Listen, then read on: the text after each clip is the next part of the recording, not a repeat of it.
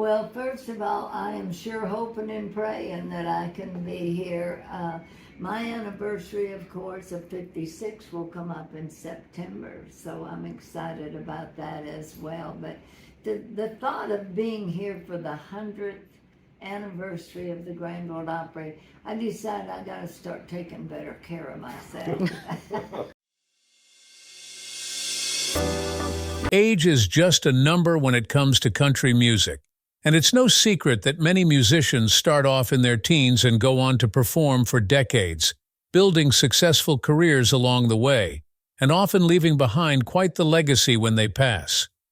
Country music itself is approximately a century old, having begun among working-class Americans in the 1920s.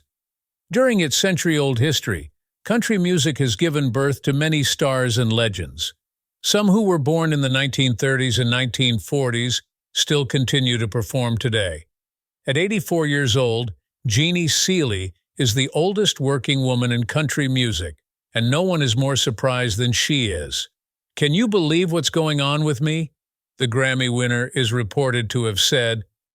"This is crazy. It's just phenomenal that I'm still able to be doing this."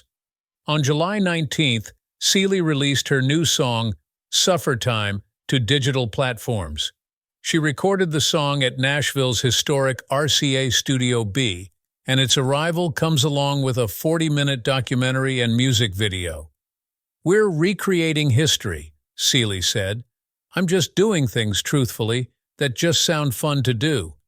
Seely said she wanted to record a classic country song with a little bit of a blues touch, and decided on a piece she wrote that her friend Dottie West recorded. She's always loved Suffertime, but had forgotten about it. During a 2023 Grand Ole Opry appearance, the audience immediately reacted when she started singing the song, so she decided to record it for fun.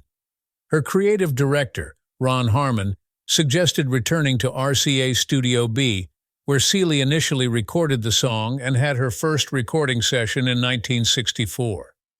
With that in mind, she and her team opted to add a video component.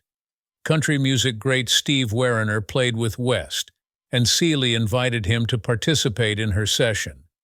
She also asked Country Music Hall of Famer and studio musician Charlie McCoy, who recorded with West, into the studio. "It was such a thrill for me to have him there," Seely said of McCoy. "We were getting so much really good stuff that we just kept videoing. I guess I'm doing things that I've never done while I still can, whether they were on a bucket list or not. If we think of something, let's do it. It's called Enjoying My Life and What's Left of This Career." Seely's first ever recording session was at RCASudioB, and since she returned there to do Suffertime, she set the record for the vocalist with the longest time span between recording sessions at the historic Music Row studio. This is just one of the many records this outstanding woman holds. Seely was born Marilyn Jean Seely in Titusville, Pennsylvania, on July 6, 1940. Although born in Titusville, she was raised in nearby Townville, Pennsylvania. Seely was the youngest of 4 children born to Irene and Leo Seely. His father was a farmer and an employer of the Titusville steel mill. On weekends, he worked at local square dances and played the banjo. Irene Seely was a homemaker who also enjoyed singing with her children while cooking, and this was where Seely found the first seeds of her musical inspiration. As a young child, family and friends often gathered together to perform, which was customary of the times. It seemed like everybody back in the country played guitars and fiddles, and when we got together, there was always picking and singing, Seely recalled. On Saturday nights, the Seely family would spend time listening to the Grand Ole Opry in her parents' car. At age 11, she started performing on a local radio station, located in Meadville, Pennsylvania. Because of her short height and the lack of adjustable microphones, Seely had to stand on top of wooden containers to sing. Then at age 16, Seely became a regular performer on WICU, a local television station in Erie, Pennsylvania. She recounted being ridiculed by her high school peers in choosing to sing country music. "They all made fun of me because I sang country.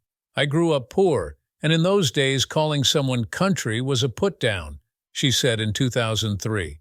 In high school, Seely was a cheerleader and an honors student. In 1958, she graduated from Townville High School at age 18. Instead of attending college, Seely took a job at the Titusville Trust Company as a stenographer. She was later promoted to as a secretary. Rather than taking collegiate-level courses, she enrolled at the American Institute of Banking and took night classes. She later reflected that having background knowledge in finance and law helped her better understand the music business. Seely doesn't tour anymore, but she does play a few special dates on occasion, including an upcoming event with Bill Anderson. The two artists are close friends and often compare stories about aging in the country music industry. They speak on the phone almost daily.